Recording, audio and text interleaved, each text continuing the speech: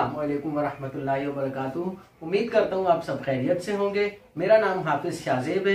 जैसा कि हम पढ़ रहे थे क्लास 9 के चैप्टर नंबर 1 एक्सरसाइज 1.3 पहले हमने खत्म कर ली थी। आज हमने एक्सरसाइज 1.4 करनी है, जिसका क्वेश्चन नंबर 1 है सिंप्लीफाई द फॉलोइंग।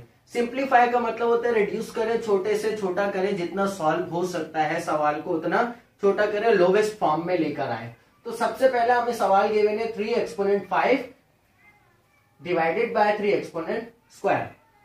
अब यहां पर 3 की पावर 5 गिवन है और नीचे 3 की पावर स्क्वायर गिवन है। 2 हो तो उसको स्क्वायर बोला जाता है। तो यहां पर हमने इसको एक्सपेंड करना है, छोटे से छोटे में लाना है।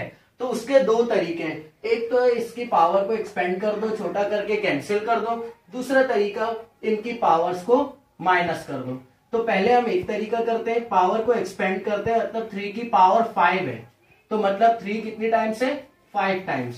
तो 3 multiply by 3 multiply by 3 multiply by 3 and multiply by 3 and divided by 3 multiply by 3। Divide में पावर 2 थी तो 2 टाइम्स और ऊपर पावर 5 टाइम्स थी तो 5 टाइम्स।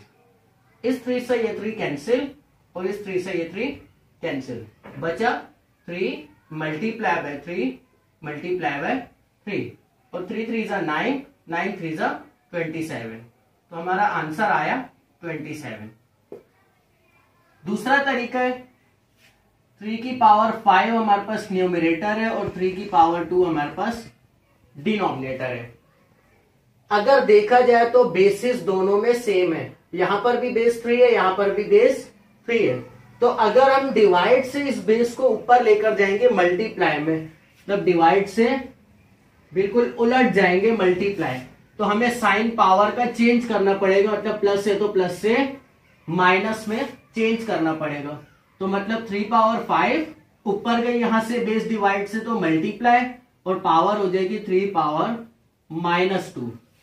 अब ये बेसिस सेम है तो पावर्स इनकी ऐड हो जाएंगी, 3 पावर 5 -2 और 5 -2 3 पावर 3 और 3 पावर 3 का मतलब 3 टाइम्स है तो 3 3 जा 9, 9 3 जा 27।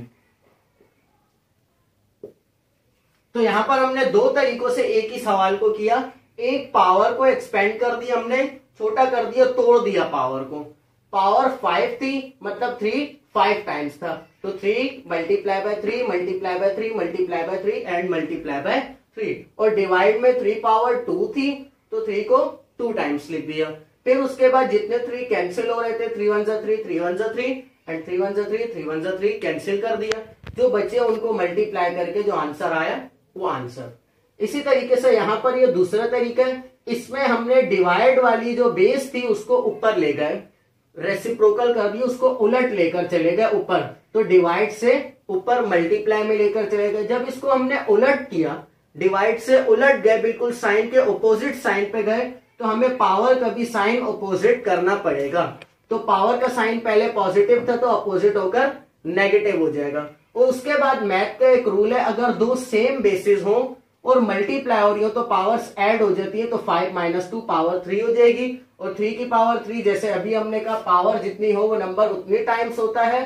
तो 3 की पावर 3 है तो 3 3 जा 9, 9 3 जा 27, 3 टाइम्स है। तो इसके बाद क्वेश्चन नंबर 2 है हमारा simplify using law of exponent. Exponent हमने पिछली एक्सरसाइज में पढ़ा, एक्सपोनेंट बोलते हैं पावर को। अब लॉ ऑफ एक्सपोनेंट क्या है? लॉ ऑफ एक्सपोनेंट यहाँ पे हम अपना सवाल देखते हैं। सवाल में अगर देखा जाए तो ये बेस भी सेम है, दोनों की बेसिस सेम है और दोनों बेसिस क्या हो रही है, मल्टीप्लाई। यहां पर भी बेस 1/3 है, यहां पर भी बेस 1/3 है। तो लॉ ऑफ एक्सपोनेंट बोलते हैं अगर दो सेम बेसिस हो और मल्टीप्लाई हो रही हो, दो बेसिस हो जो सेम हो और मल्टीप्लाई हो रही हो तो उन दोनों की पावर्स ऐड हो जाएगी। मतलब बेस सेम आएगी 1/3 और पहली पावर 4 फिर प्लस फिर उसके बाद 5। मतलब सेम बेसिस हो और मल्टीप्लाई हो रही हो तो पावर्स ऐड हो जाएंगी।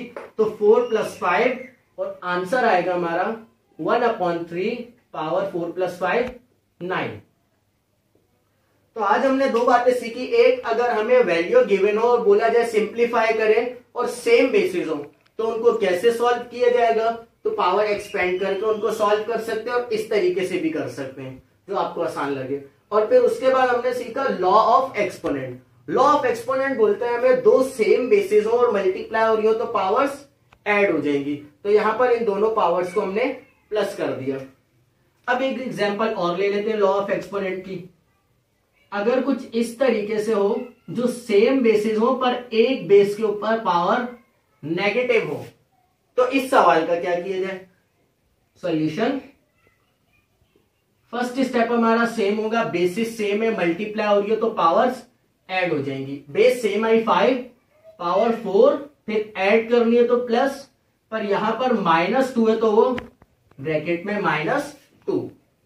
अब दोनों साइन एक साथ आ गए, मल्टीप्लाई हो रहे हैं तो 5 पावर 4 और प्लस माइनस माइनस तो 4 - 2 और 5 की पावर 4 - 2 2 बची तो 5 का स्क्वायर और 5 का स्क्वायर 25।